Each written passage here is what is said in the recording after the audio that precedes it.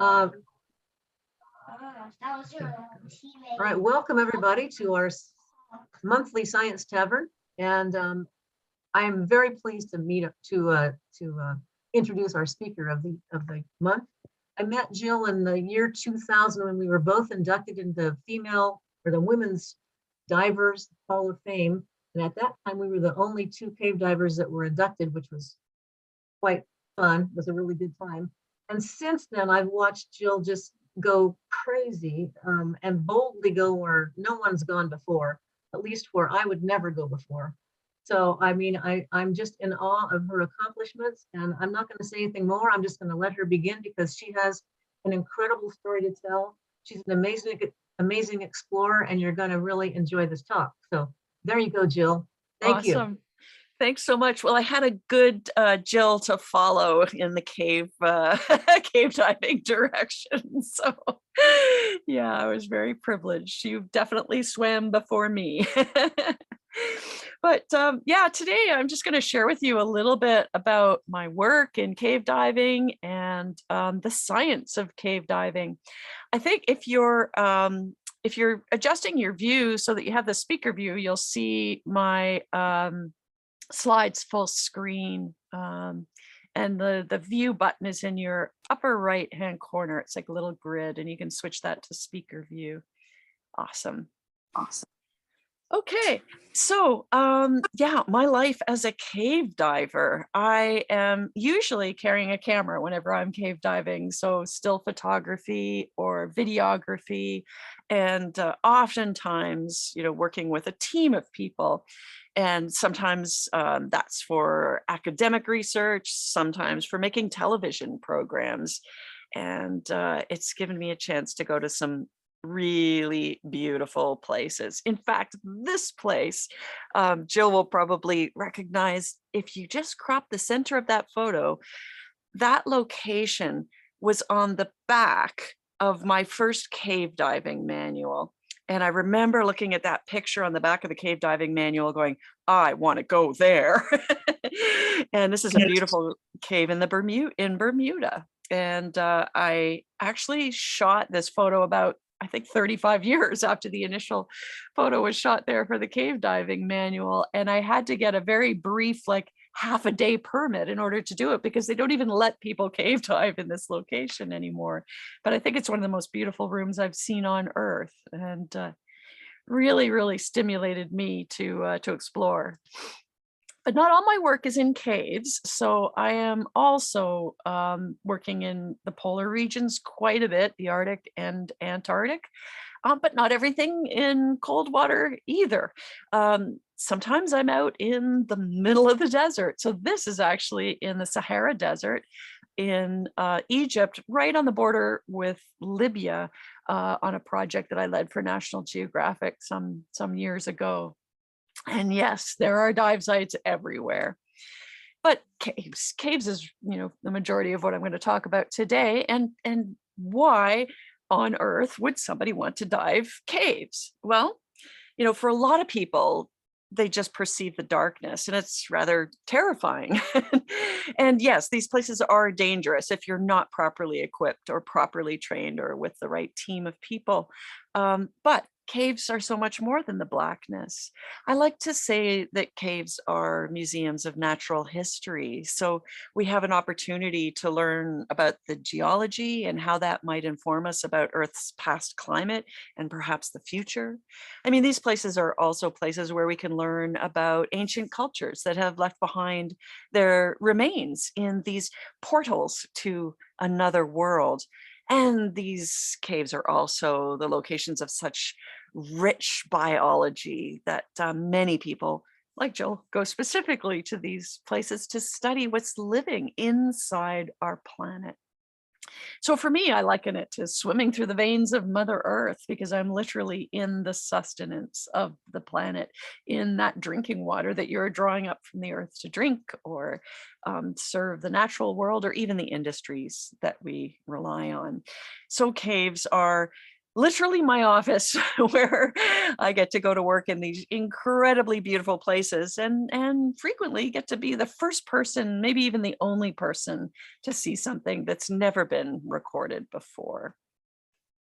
So it's an unusual office, but it's one worth exploring because of the things that we can learn from these places.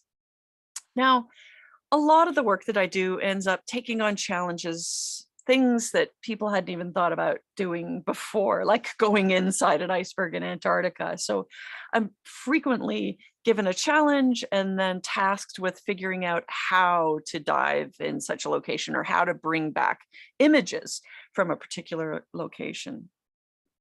And a lot of work that I do means collaborating with scientists.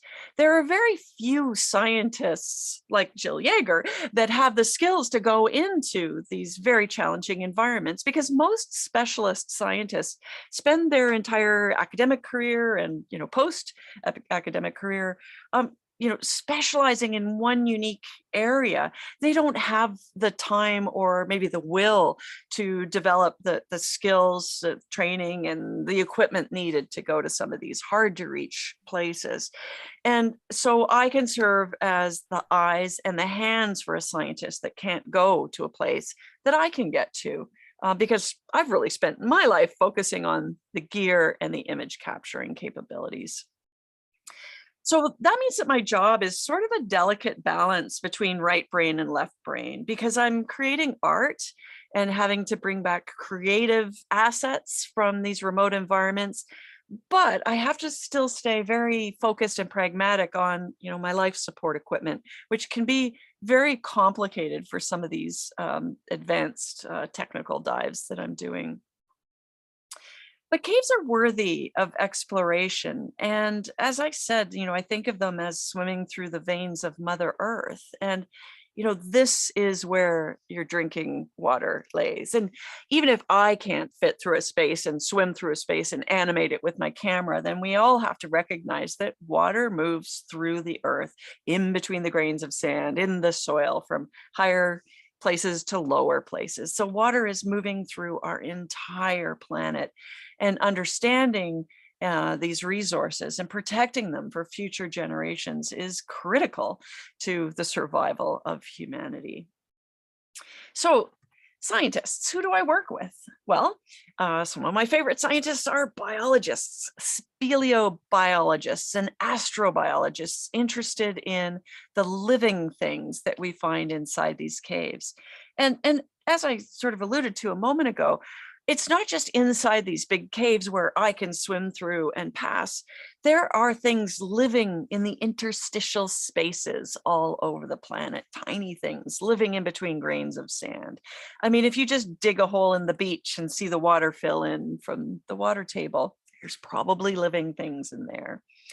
So in caves, we're interested in fully cave adapted species, like animals that have no eyes or no pigment, because what's the point if you live in the darkness all the time?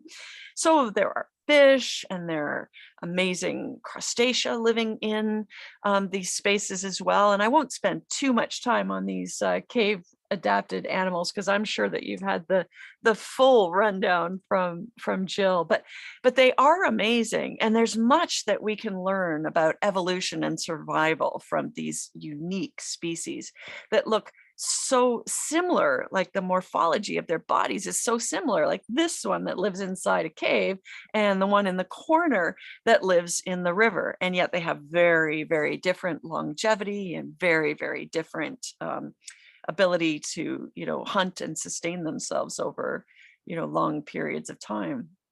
And I have to throw in a picture of remipede, because remipedes, as you already well know from Jill Yeager, are totally cool little animals. In fact, I keep turning on kids to the beauty of these little voracious hunters. But these days, the biology that I'm doing quite a bit of work on are the living things within the cave that's very close to where I live now. So I live just south of Ottawa, Canada, in a small town. And this photo here is Canada's longest underwater cave system. It's about 6 miles plus long.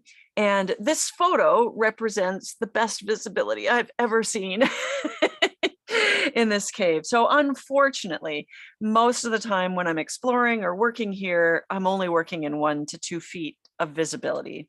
So it's not beautiful like some of the other cave pictures that I'll share with you, but I am blown away by what's living in this cave because I've never seen anything like it before.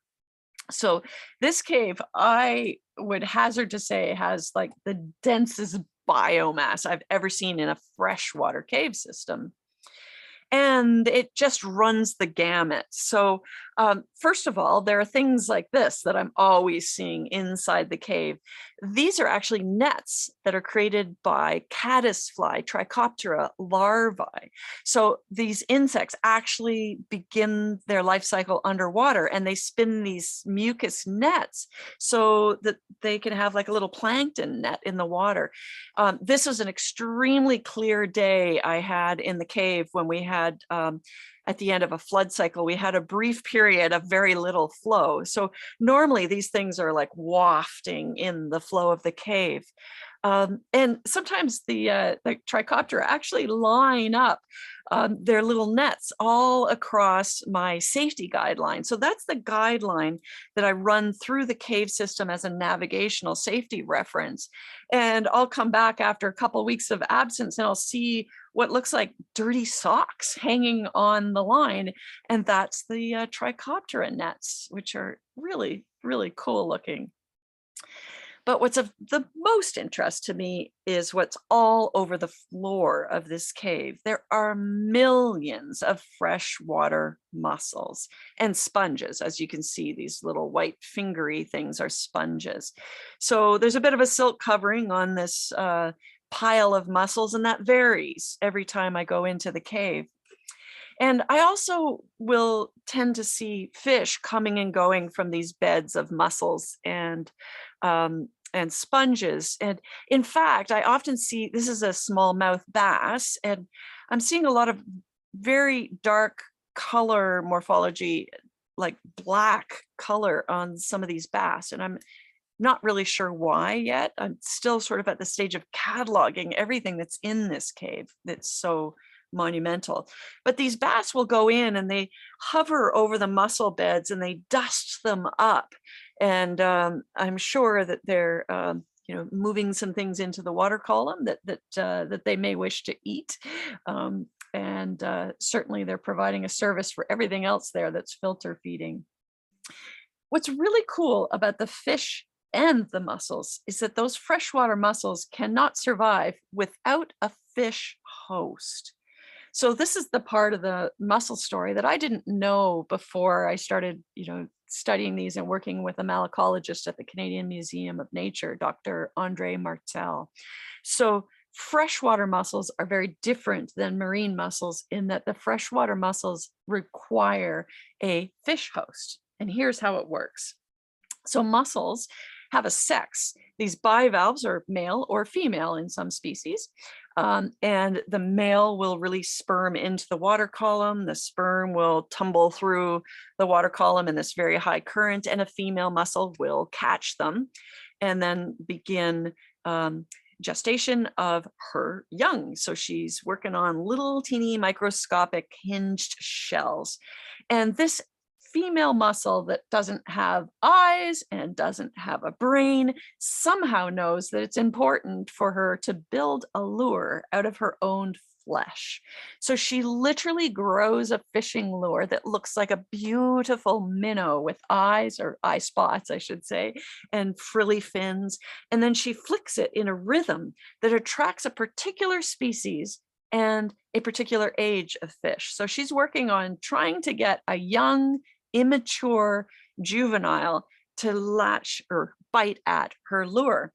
And when the fish bites at the lure, she sprays her young with a bunch of mucus right into the mouth of the fish. And then the little bivalves actually get caught in the gills of the fish, or they pass through and they latch onto the fin. And then they insist and steal blood serum from the fish to feed for weeks, days, months. And then eventually, as the immune system of the fish matures, it knocks those little hinged shells out of its gills or off its fins, and they bury themselves in the substrate for 2 years before reemerging as juveniles. And each one of these mussels that I'm seeing in the cave can be as old as 1 to 200 years old and provide a filtering service of many, tens of thousands of liters of water per year per mussel over, the course of 100 or more years. So it's a pretty important community to work on, and I'm pretty excited about the science. We actually catch some of the fish in the river outside of the cave, and we examine their gills to see if they are indeed carrying the glochidia, the young hinged bivalves.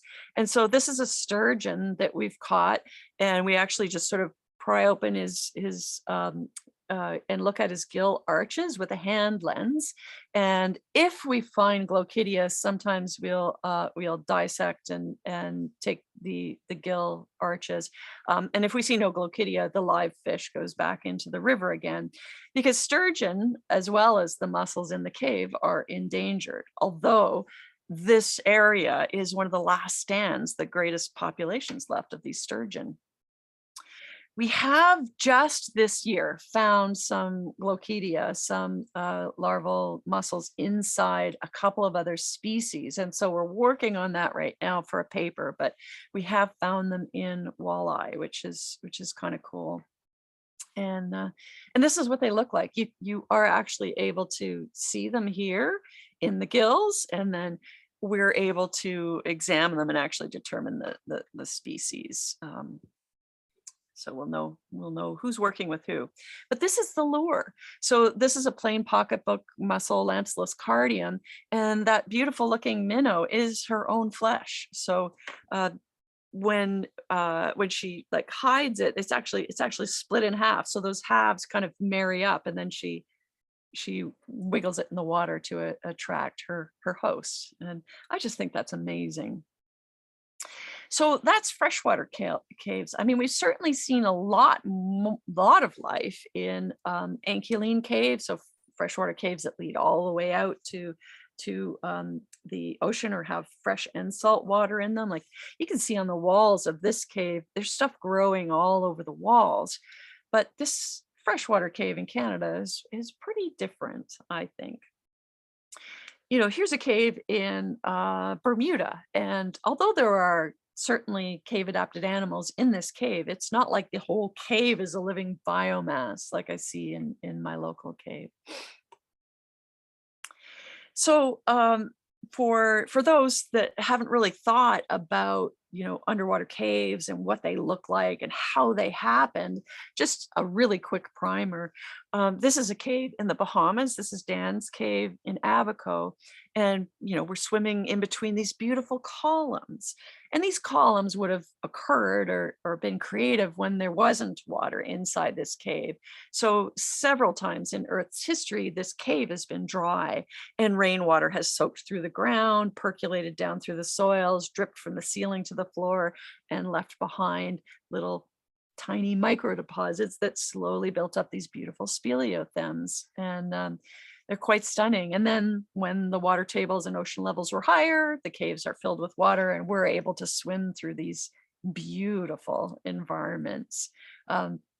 This little spot in the cave we call the frozen rain, and it just always reminds me of icicles, at my house. Now, in the Bahamian caves, we're frequently working with paleoclimatologists who are very interested in what these caves can teach us about Earth's past. And so learning a little bit about these intermittent wet and dry periods inside this cave can be quite helpful. Now, in this particular photograph, you'll see some materials that are very orange looking or a little bit red looking. And this is really interesting material because this cave is in the Bahamas, but that orangey and red material came from somewhere else. And it's literally trapped within the rock formations or within layers. And these caves, because they were dry and wet, have sort of formations on top of formations on top of formations. So it's not unusual to have different eras of deposition sort of piled up over time, and creates incredibly beautiful environments for us to be able to swim through. So again, just think about these formations and how they're a little bit similar to, candle wax that's dripped over time. But if you had different candle wax dripping on top of different candle colors, then you'd end up with some of that other color sort of trapped, right? And that's what happens in these caves. So that red material that I pointed out earlier is sort of trapped in layers. And that red material is actually dust from the Sahara Desert. So this dust is very, very fine. It's easily disturbed in places where we find it exposed in the cave. And during dry epochs on planet Earth, that Sahara dust gets up into the atmosphere and it blows its way across the Atlantic Ocean and then rains down on places like the Bahamas.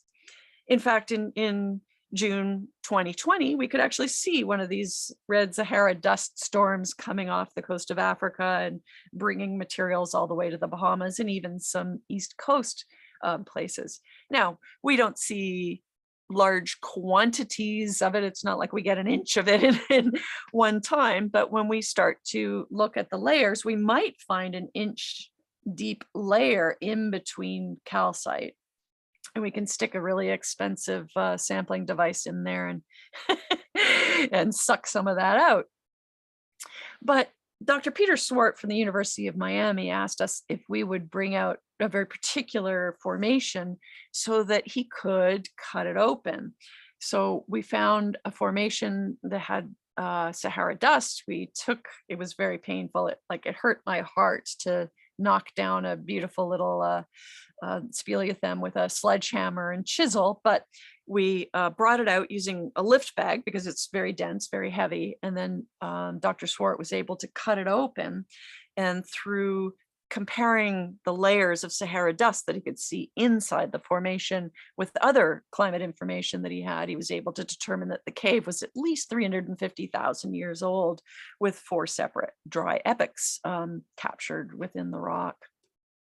So it's a little bit like dendrochronologists that look at tree rings, or also, similar to people that look at ice cores over time, because each of those, layers gives you a temporal scale for studying the age of the ice.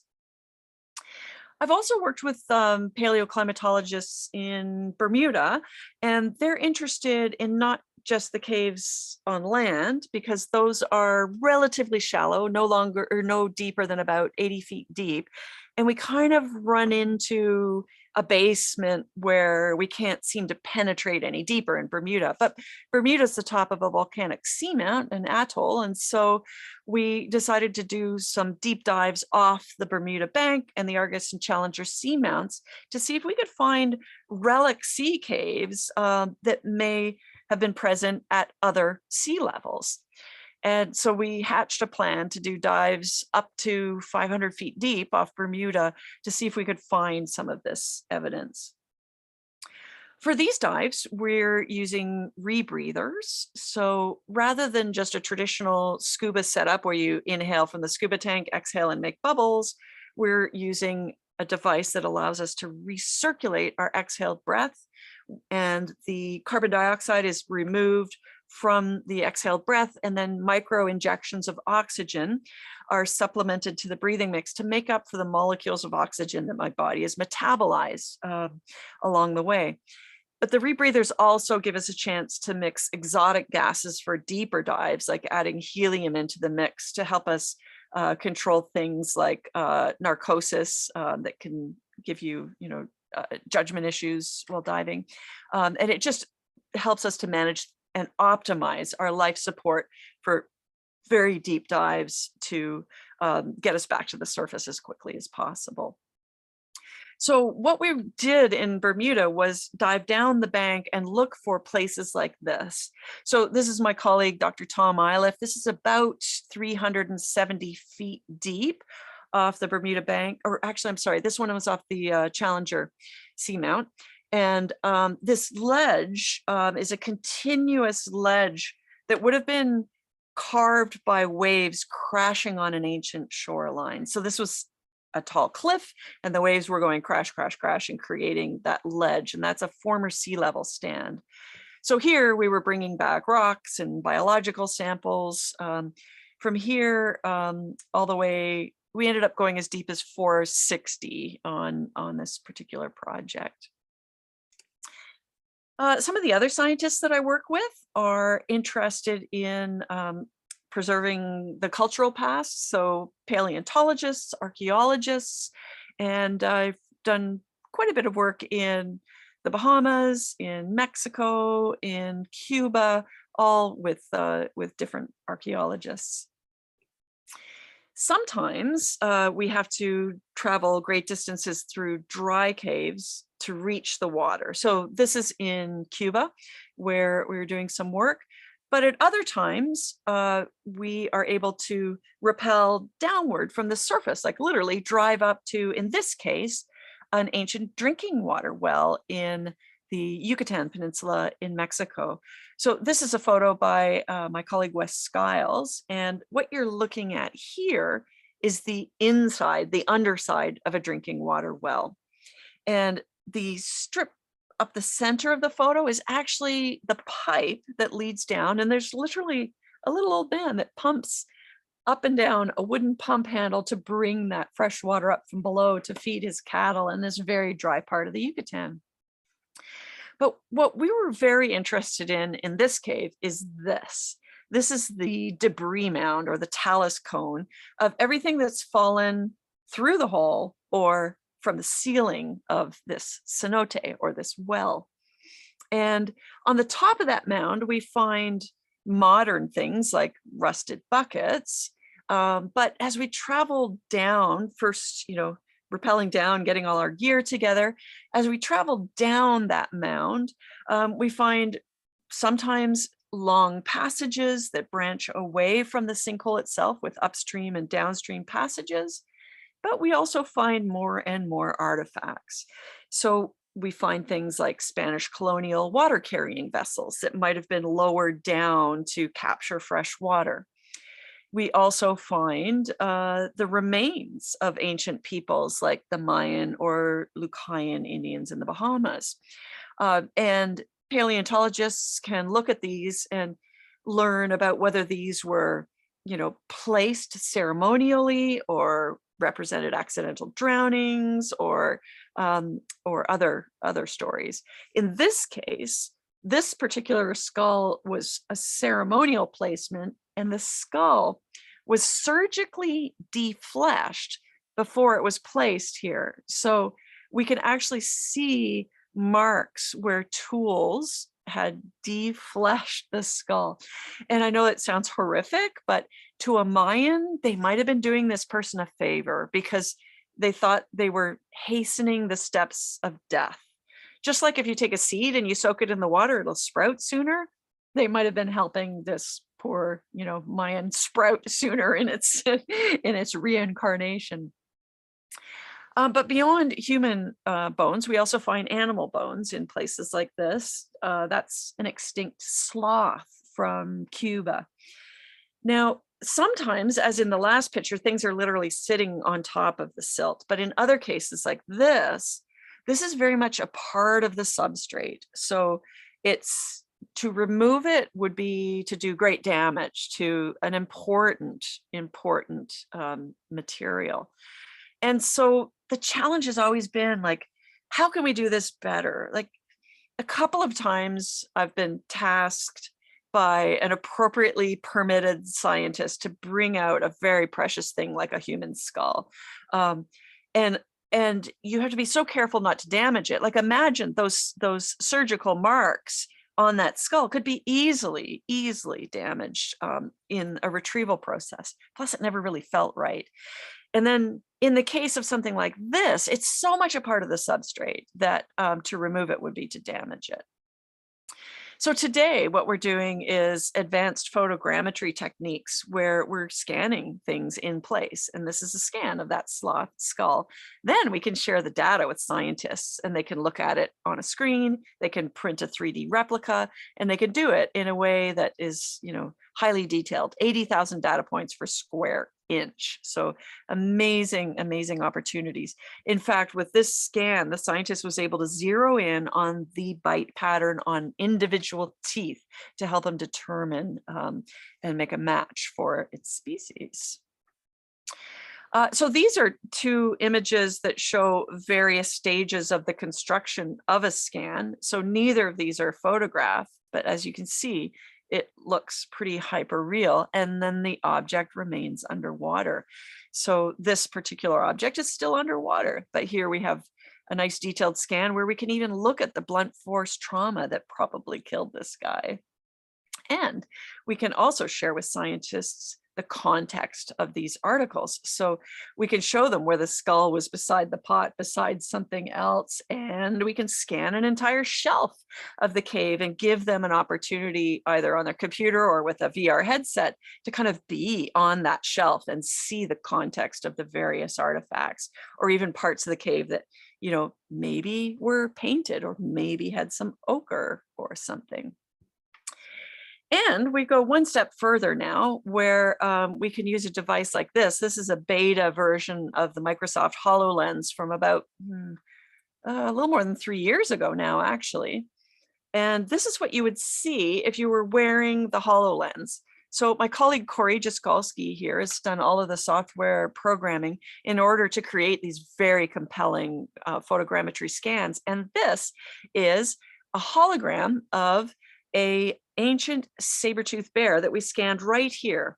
So that was Guillermo de Anda, the archaeologist, and he's sitting on the edge of the well. And here we, in this case, actually had an archaeologist place the bear skull on a turntable so we could fully scan it and get every detail. And now you're seeing the view through the HoloLens. So you're seeing an augmented reality asset in a real surrounding. And that's a really powerful thing to be able to use. So Corey can manipulate the object using his fingers to manipulate a menu system. And here he can bring the skull and put it up on top of the virtual table. Now you see the skull.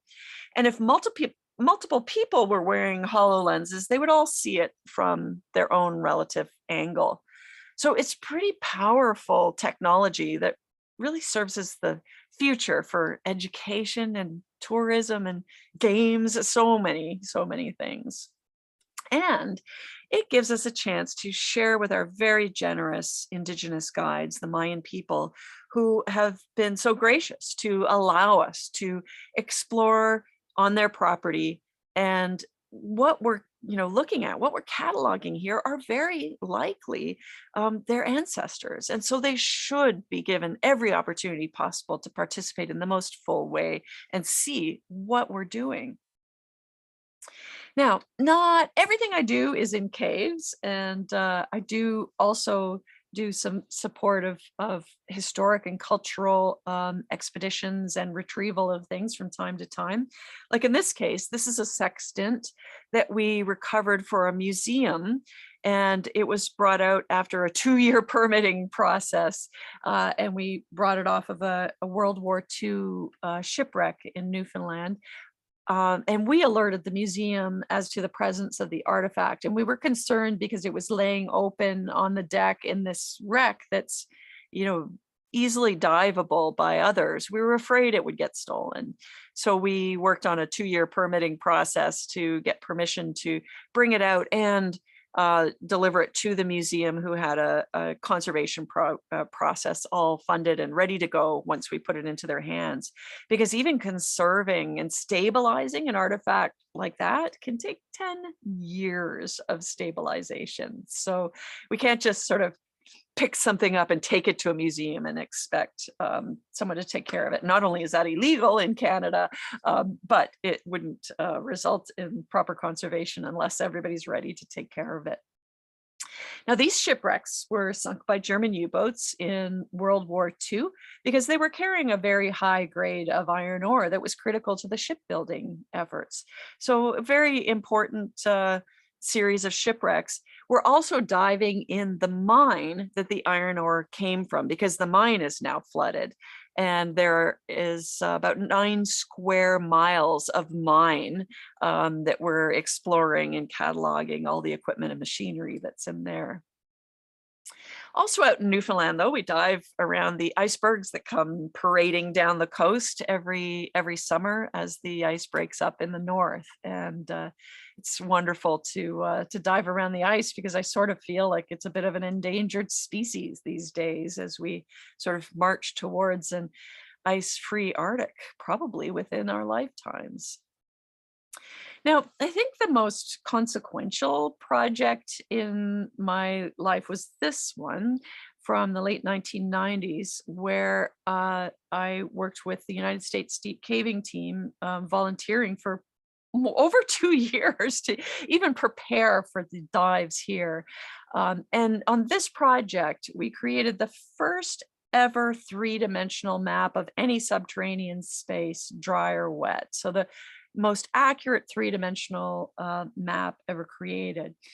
And in order to do those dives, we had to come up with a pretty creative infrastructure because the dives are 300 feet deep. And our missions were as long as 22 hours because of the decompression time that was involved with a slow sort of return back to the surface. So we came up with some pretty innovative technology ideas for both supporting the project and any emergencies that could occur. But the results were amazing. Being able to finally deliver an accurate map that scientists would perceive as much more useful than the sort of stick maps that we created in the past, like hand-drawn maps with compass and string. However, I would say that the places that we have taken this 3-dimensional map or two and remapped, I think we did pretty darn well with some of our basic surveying techniques. Now, for this project, we were at times wearing 2 rebreathers, and that means that by the time I would go into the cave, I might be driving a mapper, wearing a couple of rebreathers, carrying 5 or 6 extra tanks, scientific gear, and pulling another scooter in case the mapper broke down. And that, would be several hundred pounds of gear that had to be carefully weighted and balanced so that the trim and neutrality of buoyancy were optimized for underwater. But back then, what we did was we created a point cloud map with the results. So literally that mapping device was pinging the walls 4 times a second in 32 directions. And each one of those pings is a measurement. And then every time we went into the cave, everything would line up, and each color here in this case is a new dive. And we're sort of filling in the gaps as we go. But we also used a cave radio technology where we would broadcast an ultra low frequency radio signal through the rock to a surface team, and they could walk over the surface of the earth as I'm swimming below them and know exactly where we were. And that's where some of the errors that could be built up over time could be corrected, but that's also where we could create something that was so accurate that hydrogeologists suddenly started taking us seriously as cave divers. And today we've made the technology easier, and we even, take it to the Bahamas where we get young kids, we give them an opportunity to track the cave system while we're below. So pretty cool. So this kind of information was really important. And I think that project in 1997-98 really sort of, I guess, changed the public perception, I guess in my experience anyway. Before the project, we were kind of perceived as these adrenaline junkies out to get ourselves killed in some action sport. And then after that project, with the delivery of that very accurate data, suddenly it seemed to me anyway that scientists were a little bit more interested in what we were doing, and and a little bit more interested in using us to extend their reach as citizen scientists. So obviously, it's so important to know where our drinking water is and how we can conserve it for future generations, because water knows no respect for international boundaries. And, this COVID experience, I hope anyway, will have at least left the world with one important message, and that's that we're all connected. Because if every bit of COVID virus in the world were gathered into one place, it would fit in my hands. And yet it has infected the entire planet. And we can't really look at water as any different. If there's pollution on the other side of the planet, it could affect us here as well. So mapping its location, understanding where it comes from, figuring out how to keep it clean for the next generation is really, really important. But that's not the only mission of that mapping device, because that mapping device has now been further developed by Dr. Bill Stone, the inventor, and it is now the Sunfish, fully autonomous, artificially intelligent robot mapper. So it's a cave diver that can make an accurate map without me driving it now. So Sunfish, we have successfully released it in several different locations now. In fact, in the Channel Islands, for instance, we dropped it off the back of the boat and said, go to the island, find a cave, map the cave, conserve your fuel, turn around and come back.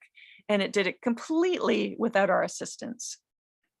Sometimes in that last photo, we will plug a tether into the back of it so that we can observe what it's doing. We're not sending it commands, we're just watching it think, so we can get a better sense about how Sunfish explores. Because it makes choices to go left or right, and it makes choices to turn around and explore on the way back. And it's fascinating for me to watch a robot explore, and how it makes some different decisions than I did when I explored a place. But Sunfish Mapper will continue to help us map caves and deep ocean vistas and dirty places where we can't go, places that are beyond human reach on land. But Sunfish is ultimately intended to go to Jupiter's moon, Europa, and map the liquid beneath the frozen surface of that moon. So it doesn't need me anymore, but the places it can go are pretty extraordinary. And, having been a part of supporting a project for so many years that has such an interesting destination in the end is pretty exciting to me. I mean, I always wanted to be an astronaut, so maybe something I had some part in will at least go to space as a cave diver. It'll just be a robot one. So I think this is a great place for us to stop and answer some of your questions. So I'm happy to just kind of open it up and Great. Thank you so much, Jill. Mm-hmm. I mean, personally, I have probably 1.5 million questions, but we'll start off with the most recent question from Carmela. Mm-hmm. She says, if I may ask 2 questions. 1, can microplastic deposits now be found in underwater caves too? Mm-hmm. And then 2, where else in the world do you want to explore that you haven't dove before or you want to return to? And thank you so much for this talk. Thanks. Yeah, microplastics are everywhere. We also find macroplastics in caves though too. Sometimes caves will reverse, either ones that are influenced by the tide or even through floods. Caves will reverse, and I've found like baby diapers a couple miles back in a cave system post flood in Florida, and certainly plastic pollution everywhere. We even find microplastics inside of fish in the remote corners of the Arctic. So it's ubiquitous, unfortunately. Now, where do I want to go? There's one place I'm kind of hoping to get to next year that I haven't been to yet, and it's the Poor Knights Islands off of New Zealand. So hopefully that'll be a good one. Great, thank you. Mm-hmm. Well, so I'll just go to my questions. And anybody else, if you have any questions, feel free to, you can raise your hand or, any of those things, put it in the chat. We'll get to all your questions. So I wanted to know, how do you get electricity down into the caves for the equipment? Because, running a LiDAR drone and all that stuff seems really power intensive. So is it all battery powered and just sealed off really well? Yeah, so Sunfish is all battery operated. Yeah, and 99% of the stuff we use in caves is battery operated. There's only a couple of projects I've been involved in where we actually ran cables through holes in the rock in Mexico, and that was for some pretty massive lighting fixtures that could only be powered by generators. But as you can imagine, there's always a huge risk. Like whenever we touched those lights, they were about 3 feet spears basically, and sometimes when you touch them, it'd be like you'd get a little shock, right? So yeah, so battery operated pretty much. Mhm. Very cool. So I'm sure you're probably excited by all the new battery tech that will eventually come out. For so many reasons. I mean, it's already changed cave diving dramatically because the giant, heavy, dense, batteries that we used to use are so much smaller and more powerful now. So we might have had a 15-pound light canister back in the day, and now we have a tiny one that does 10 times or 100 times the brightness, which is awesome. So I'm happy with that. Everything's getting smaller and more powerful. But I'm also excited about new battery technology because batteries scare the crap out of me. I'm so often a test pilot. And when you're a test pilot, I recognize now that some of the things that are most likely to fail are things like the batteries. And I have, I've been around 3 fairly significant battery fires, one in my rebreather underwater. So I can't wait for safer batteries. Wow, that sounds terrifying. Yeah. All right. Well, we'll get to some other questions. Cindy asked, how did you get started in cave diving? Well, maybe somewhat accidentally, I guess. I always liked cave as a kid, and I liked dry caving as a kid. And on my open water weekend, when I was learning to dive, my instructor took us into a cave on our last dive. We'd been so good. She thought it was a great gift, which is a bit crazy. Well, more than a bit crazy. Anyway, when I swam through this little tunnel and popped into this large dome, which did surface, so there wasn't a long stretch of overhead environment, I was just blown away by the fact that I could just inhale and move 3-dimensionally through this environment. I thought, oh yes, this is something for me. And I guess it's fed my exploration curiosity, like, having an opportunity to go to a place that no human has ever seen before is just like, it's still mind-blowing to me. I have a question. Mm-hmm.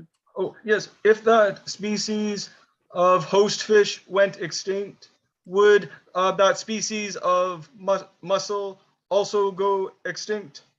Well, that's what we're trying to find out, because that's obviously one of the great concerns. Like, are those hickory nut mussels on the decline because the lake sturgeon are on a decline, because their populations are sort of similarly dropping. So we don't know the definitive answer to that yet, but that is certainly the concern. But that's also why we were pretty excited to find Glochidia in walleye, because we hadn't seen them in walleye before.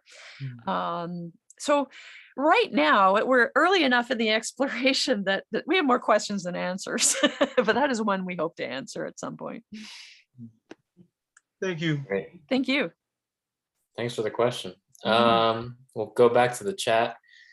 Jay Foreman asks, are the maps and video footage of your explorations available to the public online?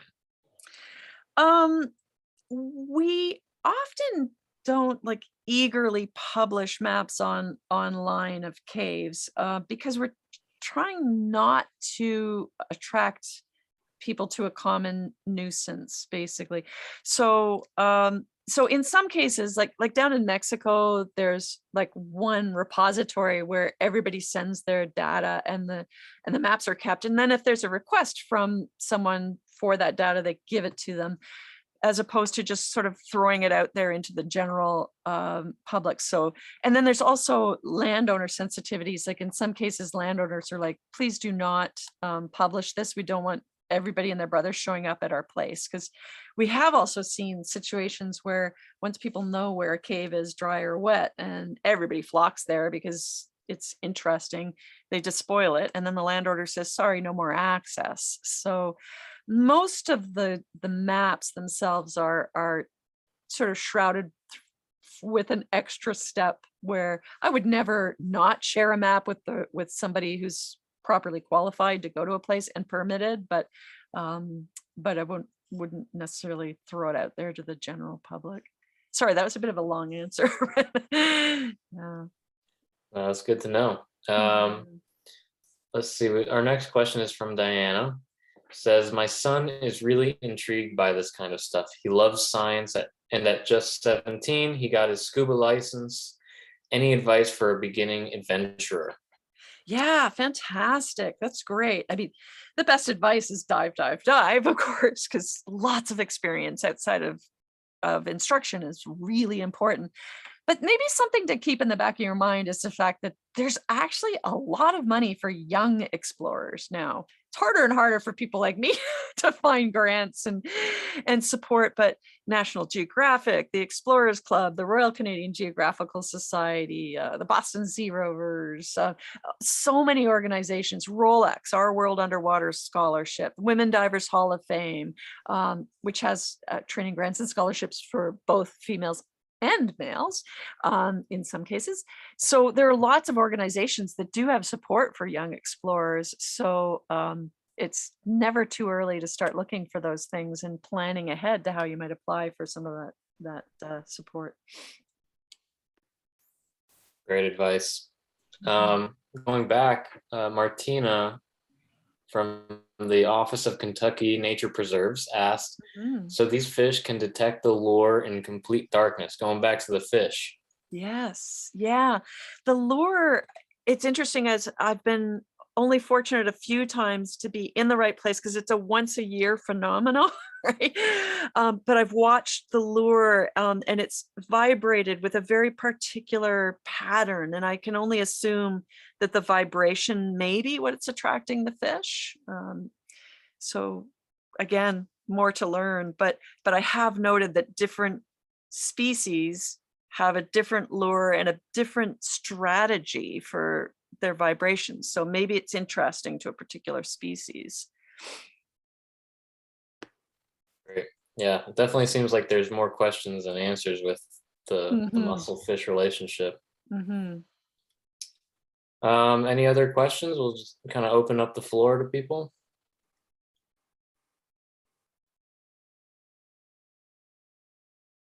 Speak now or forever hold your peace, because I'm about to do a fundraising pitch.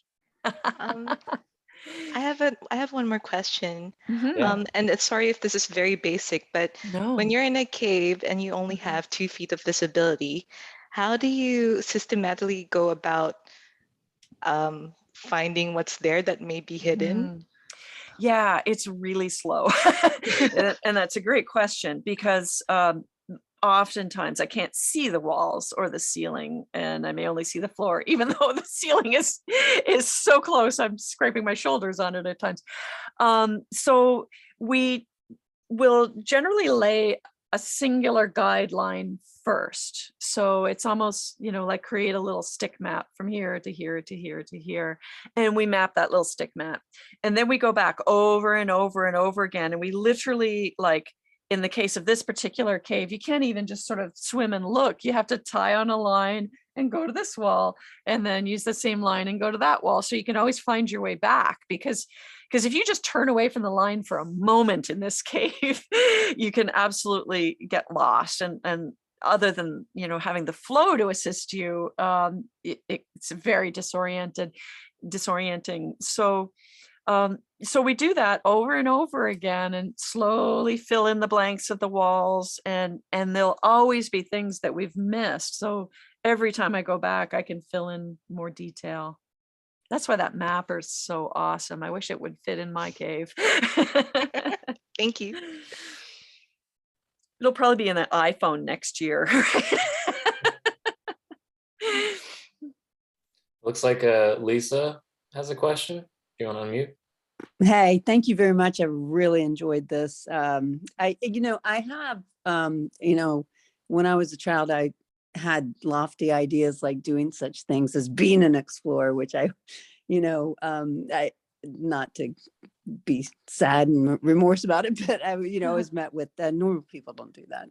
And I have 3 daughters, and I just wonder, I wish I had sent this to them, but what I just would love to know is how to ignite that spirit that I know is inside of them, because they have that same draw to this kind of thing. Maybe you can get them to read my books, but yeah, I mean, it's for me, when I was little, I wanted to be an astronaut, and there were no women astronauts. There was no Canadian space program. And my parents said, "Oh, honey, there are no girl astronauts." And then when I said, "Oh, I want to be a diver," they said, "Oh, honey, people don't dive in Canada. Are you kidding? It's cold here." And when I was first interested in those things, I didn't have someone to look up to, I guess. And when I finally decided that I was going to just one way or another make a career in the underwater world, that's when I started to become, aware of women that had come before me, women like Jill, who did such extraordinary, scientific work, people like Sylvia Earle, Valerie Taylor, Eugenie Clark. I mean, all of those people were unknowing mentors to me. And so fortunately today, there are more and more women getting involved in these things. And I think when your girls see someone that they can identify with, they'll know there are no bounds to what they can do. And we've tried very hard to present that to them. It's like, I feel how I admire the fact that you were able to step out of that, because that was the thing that, stepping out of that, I just want to make sure I don't wash that in them. But thank you very much, and it was a lovely. No worries. When I was young, I was a lot more worried about some of the sexist behaviors that I encountered in the sport, and some that were very hurtful. And in the early days of the internet, I think it was the worst, right? Because we all sort of believed everything that that people said about us online. And today I realize that those sorts of things, the naysayers, the racist, sexists, or whatever, that's more about them. It's not about me. That's their problem. And so I'm able to just kind of like let it roll off my back now. It's not going to hold me back. I'll just tell them, watch me. I admire you for that. I want a little of that spirit myself. Thank you very much. Thanks, Lisa. Haters gonna hate. Looks like we have another question from Liz. Are there any places in the US a certified diver, PADI advanced, could experience a quote unquote easy cave dive, or is it just too big of a step in difficulty? Yeah, so cave diving is technical diving, which requires full redundant 2 tanks, and technical skills. And so to begin a cave diving class, usually you have your advanced rescue, nitrox, decompression procedures, and then you take a cave diving class. Now you can do a cavern program with an advanced open water qualification. And if you want to have like an introductory cavern experience or a cavern diving class in a single tank setup, you'll be just going in a very limited distance. You'll always see the daylight, and you'll never be in a place that's tight, essentially. And for that, you would go to North Florida for a class like that. Great, good to know. Well, I think we'll close off the Q&A. Thank you so much, Jill. Harris, wait, Harris. Yeah. May I have the last question? Yeah, absolutely. Okay, please. great. Now, when I was cave diving, I had at the most ever 4 tanks on me, 2, the doubles, and then a couple of what do you call them? Stage tanks, side tanks. Anyway, and I never had a problem. But with all the gear I have seen you wearing and all of this high tech stuff, have you ever had a really dangerous experience? I mean, were you? Yeah. I think maybe my closest call was in a very small cave in Florida when I was guiding a scientist who was interested in sampling a microbial, like a biofilm in the cave, and very small cave, pretty much like squeezing underneath your bed, you know, shoulders on the ceiling, you know, chest on the floor. And we went in, we got her sample, and when we pivoted to turn around, she actually did that sort of cardinal sin where she pivoted looking away from the line. And so you don't really know how far you've turned around, and she lost track of the line. And beneath the silt in this cave were about 20 years of lines left behind from Woody Jasper's first exploration there. And it got all entangled in a pressure gauge. And then she panicked and she got wedged and also entangled in the line. And so as I was holding her and holding the guideline, and she's sort of stretching away from me and going the wrong way, the line's getting tighter and tighter and tighter, and it broke. So I've got a panicking diver who's blocking my way out of the cave. I've got a broken guideline, and she's also stuck. So I managed to unstick her first, and then I ended up patching the guideline 3 times coming out of the cave, because I just patched into the spaghetti pile of crap that was wrapped around her pressure gauge the first time. And then I ended up realizing, well, this isn't the best place, and patched into something else later. Anyway, in the murk, no visibility, we became separated as I was patching the guideline. I did briefly get her hand onto a navigational marker, a triangle piece of plastic that we put on the guideline. And so she had that in her hand when I last had her, basically. And she actually took that in her hand and bolted for the exit. So I'm in the murk. I'm not knowing if she's in the cave or out of the cave. I've just patched the guideline and I have to decide what to do next. Because it's a complete silt out and there's some flow in the cave, I chose to go further into the cave until I reached clear water, because that would tell me that I was not leaving her behind. So I went further into the cave, reached clear water, and then slowly worked my way out of the cave, searching the entire way. And by the time I got out of the cave, it was 73 minutes after she had exited. So she'd already called 911 and the IUCRR was on the way. And Woody, in fact, Woody and Mark Long were both on their way to the site, expecting to recover my body, probably. But you know, on that day, I remember thinking, you know, if 2 women die in this cave today, this is going to be world news. And it was one I had to process for a while afterwards, for sure. Yeah. Mhm. Thank you. Mm-hmm. Yeah. I'm glad you made it out. Yes, me too. And see all your fantastic exploring.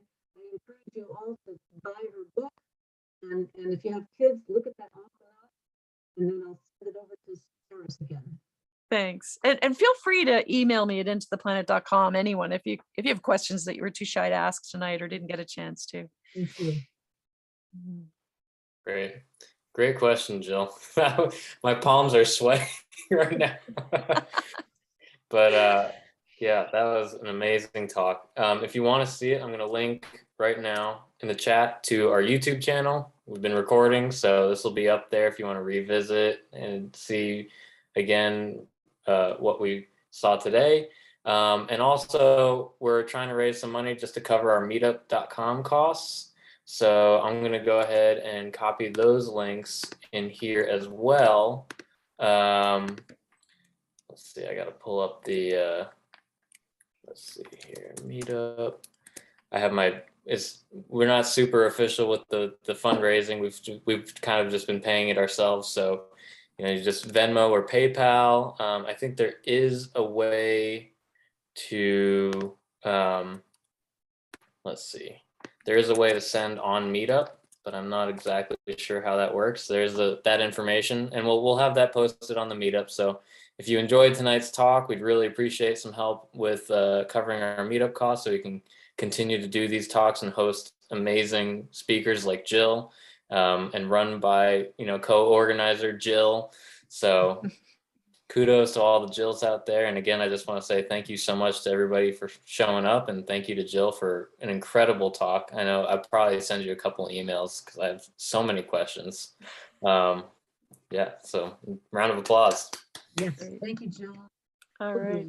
Appreciate it very much. Thanks. Thank you. And stay tuned, everybody, for next month's talk. I'm not sure yet. I'm working on it because this is still an extension of the year of the cave and parks. We're going to try to get another cave talk. So stay tuned for information. Thank you. Appreciate it. Great. Bye, everybody.